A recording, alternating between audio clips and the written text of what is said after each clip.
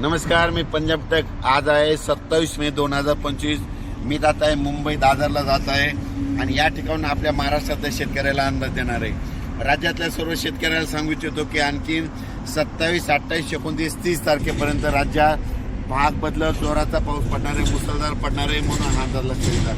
पण राज्यातल्या सर्व शेतकऱ्याला सांगू इच्छितो की तुमच्यासाठी आनंदाची बातमी की तुमचे शेतीचे कामं करण्यासाठी 1 जून पासून ते 6 जून पर्यंत राज्यात सूर्यदर्शन घडणार आहे म्हणून हा अंदाज लक्षात येतात.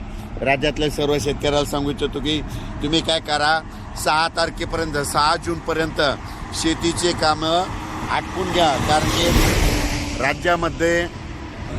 राज्यामध्ये 1 जूनपासून तर 6 जूनपर्यंत हवामान कोरडं राहणार आहे आणि त्यामध्ये सूर्यदर्शन घडणार आहे.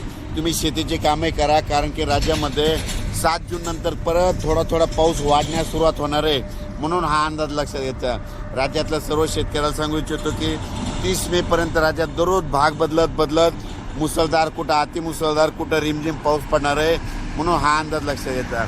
पण राज्यातल्या सर्व शेतकऱ्याला सांगू इच्छितो की पाऊस खूप झाला, जमिनीमध्ये ओल भरपूर आहे, पण पेरणीसाठी आपल्या शेतात दुरुस्त नसल्यामुळं सर्व शेतकऱ्याला एक आनंदाची बातमी की म्हणजे तुमच्यासाठी वरून राजा 5 ते 6 दिवस म्हणजे 1 जूनपासून तर 6 जूनपर्यंत रजेवर जाणार आहे. म्हणजे तुम्हाला शेती कामं करण्यासाठी वेळ देणार आहे. तुम्ही त्या 6 जूनपर्यंत शेतीचे कामे करून घ्या, कारण की राज्यात 7 जून नंतर दररोज पाऊस वाढण्यास सुरुवात होणार आहे.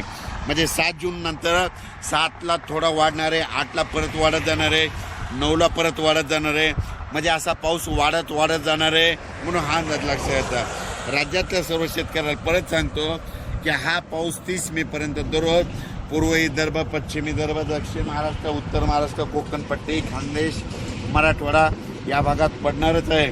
पण जास्त पाऊस मुंबईला मात्र आणखीन 2 दिवस म्हणजे 27 आणि 28 2 दिवस मुंबईला इगतपुरीकडे खूप पाऊस पडणार आहे, पुण्याकडे खूप पडणार आहे म्हणून हा अंदाज लक्षात येतात. पण राज्यात मात्र 1 जूनपासून ते 6 जूनपर्यंत सूर्यदर्शन घडणार आहे. शेतकऱ्याला कामं करण्यासाठी वेळ देणार आहे म्हणून शेतकऱ्यांनी 6 जूनपर्यंत तुम्ही तुमचे कामं करून घ्या.